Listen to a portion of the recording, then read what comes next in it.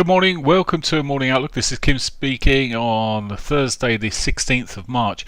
So let's get cracking. What an exciting day we had yesterday in terms of price action, eh? So get cracking and see where we are then today in terms of what we got in news terms. Let's just bring up the right one here. So let's just go to today would be good. There we go. So what we got ahead, well, the employment numbers in Australia came out well ahead of expectation there. Unemployment rate dropping. It's not the expected numbers at all in terms of the forecast, well ahead of forecast, well ahead of previous. And this tightening effect may again put weight on interest rate increases, although they seem to be muted just about around the world at the moment, it seems. We have, of course, today got the ECB's meeting going ahead and talking about muted. It was expected to be 3.5% here. It might still come out at 3.5%, but I'm seeing lots of news coming out expecting a 0.25% interest rate increase. Now, if this moves to 3.5% on that basis and the original forecast, I think we could see the euro being bought somewhat. But it'll be an interesting factor of theme today to see who's right, who's wrong. I don't care. I'll be sitting there waiting to see, and then put my skin on the line. The US unemployment claims at 12.30, nothing much there, so it's really the 115 figures that I'm really looking for, and then 145 the press conference. I expect less forward thinking, bearing in mind they said they were not going to forward guidance, they're not going to put so much forward guidance there, so I don't expect too much coming from the ECB in that respect, but it'll be interesting to see what they say about this Credit Suisse problem, which is seeming to be dealt with for now, with the Swiss National Bank stepping in, and the Bank of England looks like it was being asked to look at things as well. So we'll see how things work out. But on that slightly more positive note, the markets this morning, the euro, well, it's continued its move up, and it's at the moment it's just breaking through some key pivot levels. I mean, the monthly pivot there yesterday, weekly pivot, it rolled through. At the moment it's just to the underside of that. We're also sitting around the daily pivot here. Now, a disappointment if people are still genuinely expecting 0.25%, if it comes out at 0.25%, the disappointment may be enough to move the euro down temporarily anyway. It keeps bobbing up and below and back above the yearly pivot as well, so it's around a obviously pivotal area. We see this from time to time, and we'll just see how things pan out, but maybe the news is sufficient to or the actions taken is sufficient to buoy the weaken the US dollar and buoy the other currencies somewhat. The pound, morning all guys. Pound, it's alright, I just seen a note here, be safe, buy cable. Now, it could be right today. He stopped clocks right twice a day, and today may be it. I'm not convinced on the buying of it yet, but we are seeing a bit of a retrace, and it's working back above its pivot. What's there on this shorter time frame to tell me to buy it? Well, there is a higher low, so as I say, it could be cracking a little bit there. 4 hour is not so positive in a sense. It could just be a bear flag here, but well, I'm just standing on the sidelines with some of these markets, and I don't care if I watch them. For me, cable becomes more positive when it gets back above the 122.13 area, as opposed to where it sits at the moment. But that's where I'd rather be. Okay, dollar yen. Dollar yen then. So the yen strengthened quite significantly yesterday, only to lose a bit towards the end of the shift. It's consolidating where it is at the moment. There's no reason it should do too much today in terms of weakening against the US dollar. In other words, the US dollar pushing up further here. However it may do, it's got into an ugly chop, and I'm sort of thinking, well, if I was looking at the short side of that, maybe I'd be drawing trends along the lows here. It did come off yesterday nicely, but obviously that was news driven largely. Just sort of continuation. Quite often, one thing I would say is quite often after news, and if the news is sorted, which it seems to be at the moment, we do get back to where we was before, so that might give hope to certainly the pound and the euro and the Aussie, speaking of which. So Aussie this morning, much more bullish. Jobs numbers there, well better than expected. So we've got a decent shove up at the moment that's coming through there, and well, again, that might just follow on through. Again, broken the pivots. Now the pivots don't mean to say the price is going to completely break away. With what we've seen already, it has tapped it, pulled away, and then it's a second attempt to push through. So maybe we could be on for an R1 today, particularly with the strong news that's kicking there, and the softening dollar maybe more.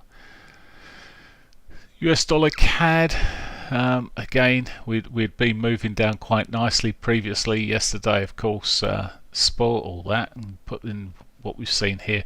This to me probably is the easier one on the bearish side, and it's looking like it wants to run quite quickly. We'll see what it does post 8 o'clock, but it has got that big bearish engulfing candle, key reversal bar there in normal circumstances. Bit of a continuation possibly where it sits here, but should watch this carefully. You've got to be careful not to chase anything too quickly around 8 o'clock. At the same time, obviously, we've got FOMO, we don't want to miss out. But just tread carefully on some of these pairs today, as I always say. So New Zealand dollar, it too, well, yesterday sold off like everything else did here. It took quite a hammering, but finding support off its weekly pivot there at the moment and looking a bit more positive. And well, we have already hit the S1, but there is a chance that it could get back into its daily pivot the way it's working at the moment with what else is going on. Certainly a break above the high at 61.82 there, that intermediate high, that lower high. A break back above that will give us a higher low, so it will suggest a switch round in the short term at least. Right, cross pairs today. I haven't looked at too many of them too quickly. Euro yen's looking a bit iffy on the dailies here, but the yen gained so much yesterday, and we're sort of in bear flag. I was thinking of the Blair Witch Project then, just as frightening. We're in bear flag territory here, but this could work the way it's consolidating, not near the low, but it's pushed up and then consolidating around here. Might actually see it push up beyond the pivot, but it could be heading there early. So a bit of a recovery across the euro.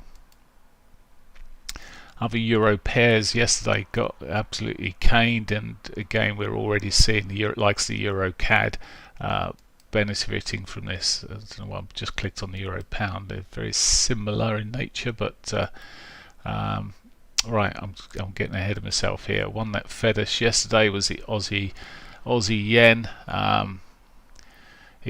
It too, with the Aussie recovering a little bit here, looks like it's already hit the daily pivot here. Looks like it could push on again beyond that. The data has been pretty decent. A break above the highs there will give us higher lows. It's already got a little higher low, and it'll give us another higher low on the break of the 88.66 number.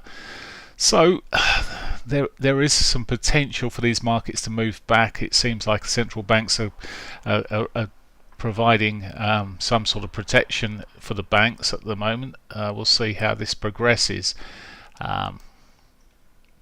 Let's switch markets, and it's a bit of patience first thing this morning, but there may be some opportunities on the ride back, if it does ride back, apart from the pound, of course. I was joking there, by the way. So let's just have a look at gold and oil.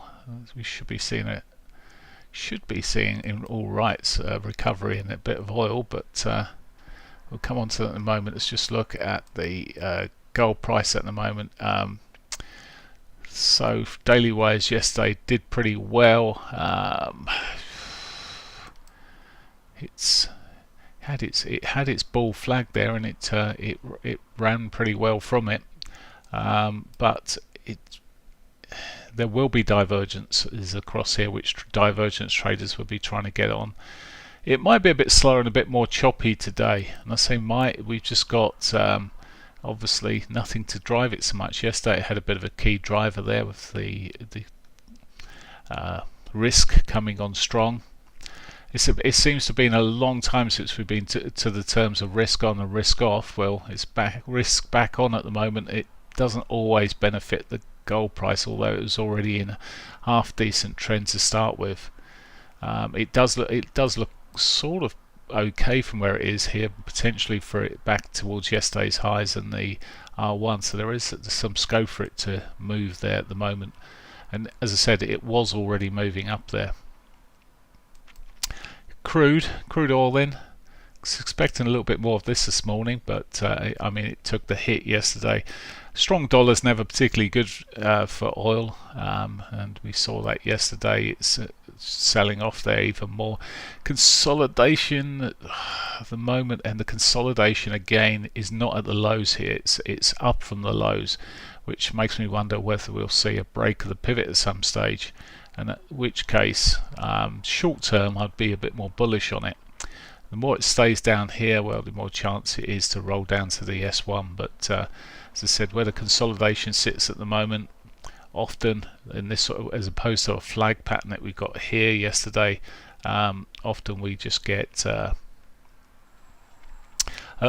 can get a reversal, so just watch out for that. Okay, other markets then, the Nikkei, not the Nikkei, the CSI 300. Let's just have a look at it from a daily perspective. So again, regardless of the data coming out in Europe, we've seen the CSI 300 coming off again, still looking bearish. Nikkei gap down massively again, trying to recover, still down for the day, but really reflecting the knock-on effect and the worry that's possibly going around. Not had time to react too much yet. Nifty 50 again still remains bearish for me. Not much else to say there. The S&P 500, just looking with this as a 5-minute chart or a daily, it's just consolidated. It did make a late recovery actually, the S&Ps. We saw this late recovery coming through there, and it's just such a mess when you come down these short time frames. It's a mess, full stop. Maybe it is trying to put some sort of reversal in, but it's not too convincing at the moment. Dow very similar in terms of price action. The Nasdaq got more of a boost yesterday, and the major currency, major pairs were up. Start again. Major stocks, Microsoft, etc., all getting bought there yesterday. Maybe a safety, but the Nasdaq certainly didn't hold back yesterday, and it's looking pretty decent at the moment in terms of potential to break this old trend line soon. Coming close to home, and a DAX.